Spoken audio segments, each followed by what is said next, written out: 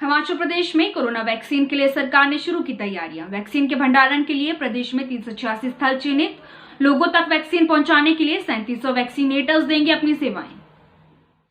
मुख्यमंत्री जयराम ठाकुर ने कहा कि वैक्सीन प्राप्त होने के बाद भारत सरकार के दिशा निर्देश अनुसार राज्य में सबसे पहले यह वैक्सीन राज्य के 80,000 स्वास्थ्य कर्मियों के अलावा अन्य फ्रंटलाइन वर्कर्स जैसे पुलिस बल, सफाई कर्मचारियों आदि को उपलब्ध करवाई जाएगी। स्वास्थ्य कर्मियों के बाद राज्य में अन्य लोगों को यह वैक्सीन चरणबद्ध तरीके से उपलब्ध करवाई जाएगी।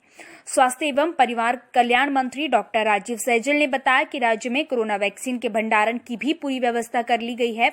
वैक्सीन के भंडारण के लिए प्रदेश के विभिन्न स्थानों पर 386 स्थल चिन्हित किए गए हैं, जहां पर इस वैक्सीन को राज्य में पहुंचाने के बाद रखा जाएगा। उन्होंने कहा कि कोरोना वैक्सीन लोगों तक पहुंचाने के लिए वैक्सीन आने के बाद प्रदेश भर में व्यापक स्तर पर अभियान चलाया जाएगा। कर्मचारियों को इस संबंध में आवश्यक प्रशिक्षण, उपकरण, बायोमेडिकल वेस्ट का सही निपटान करने की भी तैयारियां की जा रही है।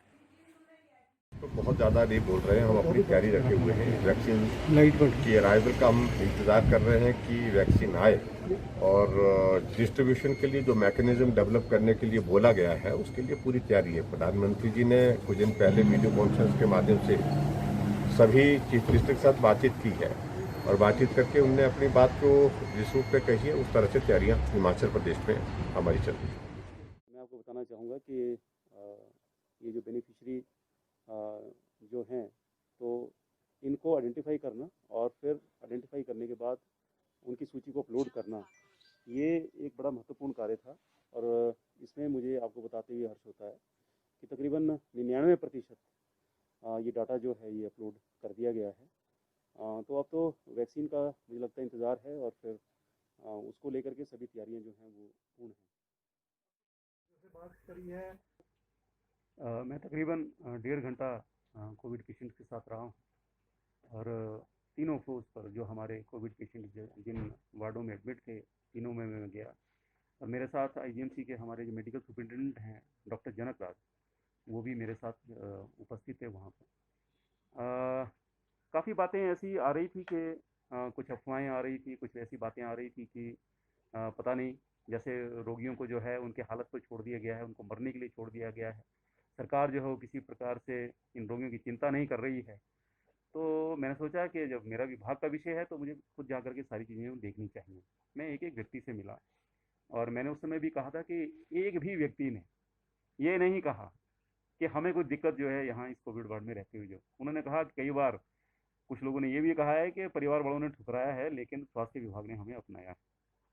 तो मेरा अनुभव बहुत अच्छा रहा है और इससे जो हमारे डॉक्टर्स हैं, हमारा जो पैरामेडिकल स्टाफ है और जो हमारे सफाई कर्मचारी हैं जिनको हम फ्रंट लाइन वर्कर्स या कोरोना वॉरियर्स जिनको हम कहते हैं, मुझे लगता है मेरे उस विजिट से उनका बहुत उत्साहवर्धन हुआ है और पेशेंट्स को भी अच्छा लगा है। कुछ एक पेशेंट्स की आंखों में तो आंसू आ गए कि आप हमें मिलने के लिए आज यहाँ पर आए हो स्वयं। तो अनुभव बहुत अच्छा रहा और मेरा अपना आत्मविश्वास भी जो है वो बहुत बढ़ा और अ, उसका अनुसरण करते हुए अब सब जो है हमारे जो है विधायक भी जा रहे हैं और मंत्रीगण भी जो है हम जा रहे हैं।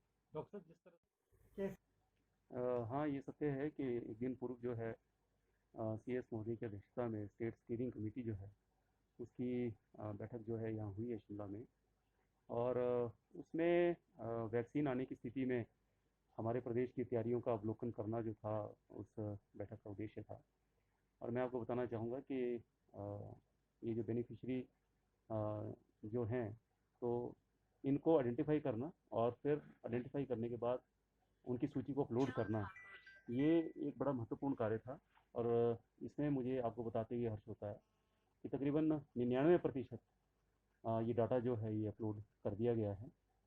तो अब तो वैक्सीन का मुझे लगता है इंतज़ार है और फिर उसको लेकर के सभी तैयारियां जो हैं वो पूर्ण हैं। 14 को तो मुझे मालूम नहीं अब क्या निर्णय होगा, सामूहिक निर्णय जो भी होगा वो सबको मंजूर होगा। लेकिन मुझे लगता है कि अभी ये पाबंदियाँ जो हैं तकरीबन अभी जारी रहनी चाहिए। जब तक जो है काफ़ी संख्या में जो है जो नंबर ऑफ़ एक्टिव केसेज़ हैं जब तक वो कम नहीं हो जाते हैं, जब तक इस कड़ी को हम तोड़ नहीं देते हैं। एक व्यक्ति से दूसरे को जो है ट्रांसमिशन जिस प्रकार से हो रहा है, इस कड़ी को तोड़ना जो है सबसे ज़्यादा महत्वपूर्ण है। तो पाबंदियाँ मुझे लगता है अभी आने वाले कुछ समय तक जो है वो लागू रहनी चाहिए, ये मेरा निजी मत है। विंटर्स काफ़ी